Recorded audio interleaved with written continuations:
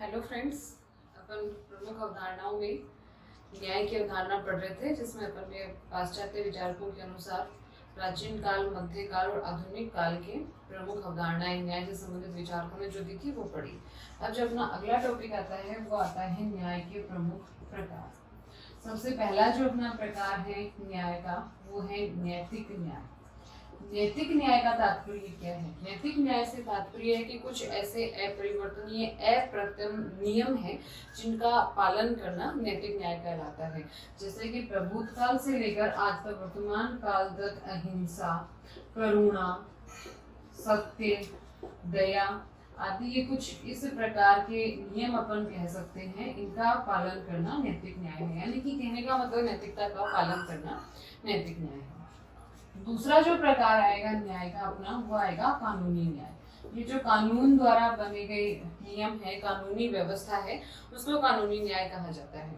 इसके लिए दो बातों का होना महत्वपूर्ण है। पहला ये कि राज्य द्वारा बनाए गए कानून न्यायोचित होने चाहिए, और दूसरा उनको कानून न्यायपूर्ण ढंग से लागू किया जाना चाहिए।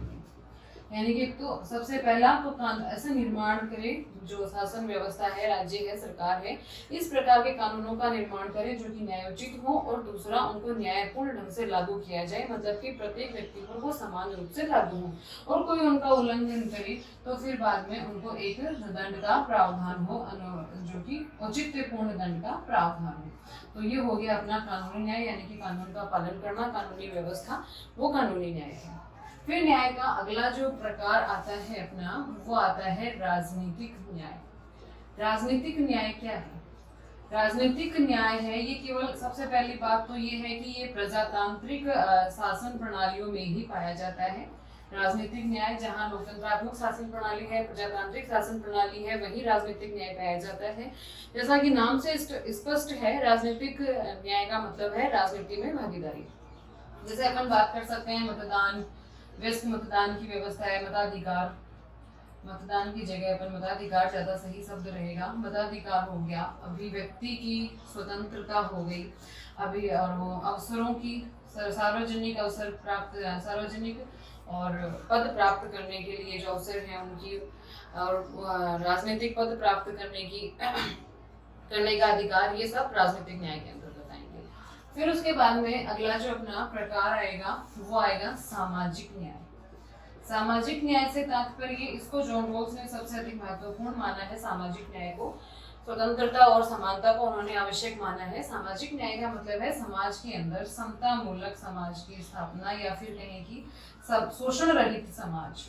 समाज में किसी भी प्रकार के भेदभाव ना हो, ना जाति का, ना वर्ग का, ना धर्म का। समाज में सभी व्यक्ति समान रूप से अपने अधिकारों का उपयोग कर सकें, अपनी स्वतंत्रताओं का उपयोग कर सकें, समाज के अंदर बिना किसी भेदभाव के सम्मान पूर्वक जीवन जी सकें, वो कहलाता है सामाजिक न्याय। यानी कि समाज में किसी भी स्तर पर धर्म, जाति, लिंग आदि के आधार पर किसी भी प्रकार के भेदभाव की अनुपस्थिति सामाजिक न्याय में आती है। एक समता मूलक सामाजिक व्यवस्था, सामाजिक न्याय। अगला अपना प्रकार है आर्थिक न्याय। आर्थिक न्याय जैसे कि नाम से ही स्पष्ट है, आर्थिक न्याय मतलब आर्थिक विषमता।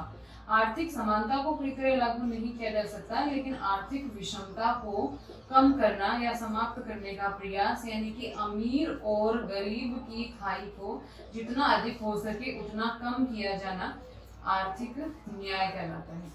आर्थिक न्याय का मतलब समाज में अमीर गरीब के बीच की खाई कम हो, आर्थिक विषमता कम हो, लोगों के बीच में जो उनकी संपत्ति है उनमें बहुत अधिक अंतर ना हो, ना कोई बहुत अधिक गरीब हो, ना कोई बहुत अधिक अमीर हो, तो वो आर्थिक न्याय कहलाता है। तो इस प्रकार अपने सिलेबस के अनुसार अपने न्याय के प्रकार पढ़े, न्याय के विविध रूप पढ़े। सबसे पहला था नैतिक न्याय। नैतिक न्याय यानी कि नैतिकता का पालन, अहिंसा, करुणा, सत्य, दया, परोपकार, प्रेम, वात्सल्य आदि की भावनाएं, ये भूतकाल से लेकर आज तक नैतिक न्याय इसी रूप में चला आ रहा है। कोई नैतिकता का पालन करे, नैतिक न्याय। कानूनी न्याय, कानून बनाए सरकार, हमारा जो राज्य है, उन कानूनों का पालन, कानूनी व्यवस्था लागू करना। और कानूनी न्याय के लिए सबसे अधिक आवश्यक है कि सरकार जो कानून बनाए, राज्य जो कानून बनाए, वो न्यायोचित हो और फिर उनको न्यायपूर्ण ढंग से लागू किया जाए। ऐसा नहीं हो कि किसी के लिए कानून मतलब कि हो और किसी के लिए नहीं हो। दूसरा, कोई भी कानून का उल्लंघन करता है तो न्यायपूर्ण ढंग से उनके दंड का प्रावधान है। फिर है राजनीतिक न्याय, राजनीति में भाग लेना, मताधिकार, अभिव्यक्ति, राजनीतिक पदों को प्राप्त करना, राजनीतिक चर्चाएं आदि के अंदर व्यक्ति की सहभागिता, उपस्थिति राजनीतिक न्याय है। उसमें किसी प्रकार का भेदभाव ना हो। मेनली ये प्रजातांत्रिक शासन प्रणालियों में ही पाया जाता है। राजनीतिक न्याय। सामाजिक न्याय, समाज के अंदर किसी भी प्रकार का भेदभाव ना हो, जाति, धर्म, वंश, लिंग आदि के आधार पर एक समता मूलक शोषण रहित समाज हो। जो लोग ने सर्वाधिक महत्वपूर्ण बताया है सामाजिक न्याय को। आर्थिक न्याय, आर्थिक विषमता कम से कम हो, अमीर गरीब के बीच की जो खाई है वो कम से कम हो, ना कोई बहुत अधिक अमीर हो ना कोई बहुत अधिक गरीब हो। अर्थ के आधार पर, पैसे के आधार पर कोई किसी का शोषण ना कर सके, उसके व्यक्ति की गरिमा की, आत्मसम्मान को ठेस ना पहुंचा सके, आर्थिक न्याय कहलाता है। तो इस प्रकार से जो अपने 12वीं क्लास का राजस्थान बोर्ड के जो पहला चैप्टर है बुक का वो कंप्लीट हो चुका है। न्याय संबंधी अवधारणा मोटे मोटे अपन ने पूरे इसमें टॉपिक आई थिंक ले लिए हैं। उम्मीद है आप सभी को समझ में आया होगा।